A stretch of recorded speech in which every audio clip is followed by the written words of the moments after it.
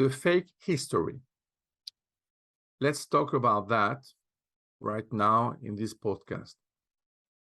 The Soviet Union wanted to play a game without history. It was nonsense, and with time, it became a strategic error. At the beginning, the system thought that it could destroy history or even kill it, but history was unbreakable. For that reason, it started to write its own history, a fake one, of course. The birth of fake history was in the anti-Cold War period and not after, as many people think. Now, everybody knows the sense of fake news, but it's hard to imagine the existence of a fake history. It looks incredible, but it was the point of the Soviet Union. When you can't reach the level of history, you construct a parallel one, and the simplest one is the fake. The fake history is the job of the propaganda. The efficiency of the propaganda is impressive even for that time, because the whole Union trusted this Pravda without any contestation. In fact, this is not precisely the truth, because some persons of interest tried to resist to this fake history, but their lives were destroyed.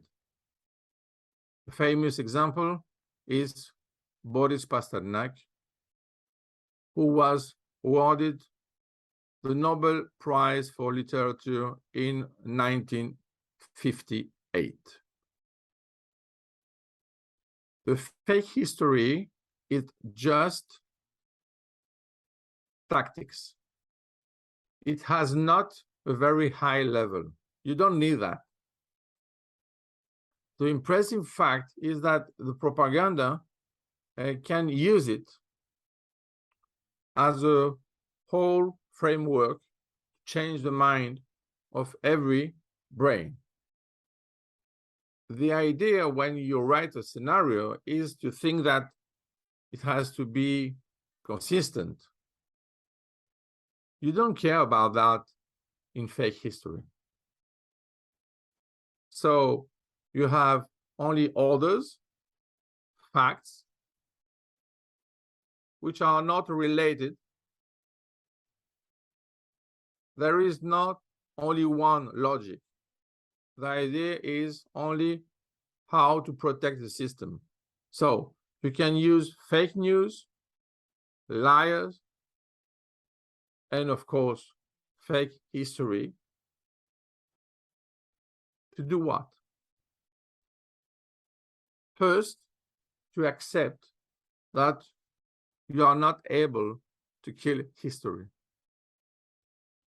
But at the second level, if the real history is accessible only to few persons, and the fake one is accessible to everybody, you don't care about the real. You need only the fake, because you need a manipulation of mass. So even if history exists as a reality, which is of course inaccessible because they can't find the facts, it's okay for you. So you have only a fake history as a framework for your mind, for the mind of your people, for the mind of the innocent. So if you change only this, you don't need to change everything. To be more precise, if you change the history only in the jail and the innocent is only in the jail, in fact, you change the whole world of the innocent.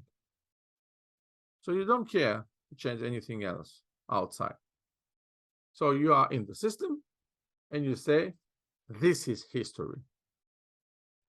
It's simple, is accessible to everybody. There is no contestation. There is only one fake history, which is written in the journal Pravda, which means in Russian, truth, the joke. If we say that, we forget the human being who resist to that barbarity. So when you think about Boris, and of course I mean Pasternak, it's impressive because, you know, he was living in a world of oblivion. He was living in a world of propaganda. But he wrote a book of truth in Lygeros. He wrote a book of memory in oblivion. He wrote the real facts in a fake history.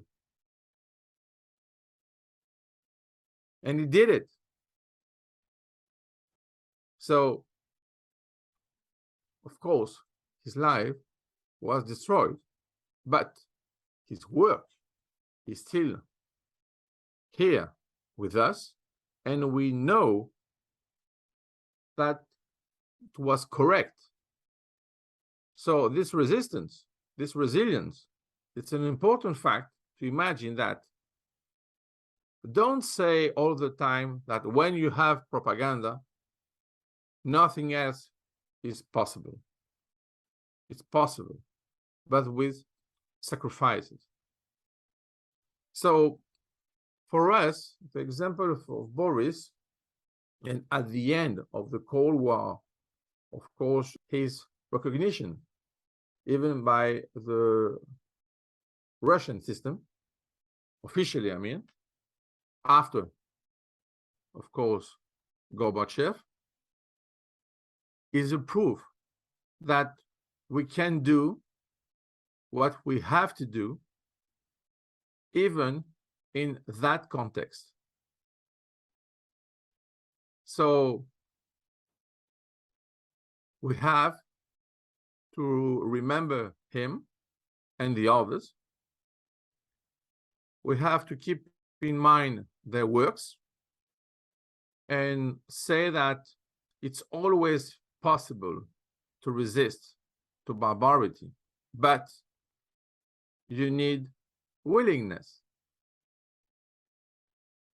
You need faith. But if you have willingness and faith, it's possible. And you create what? The future of history.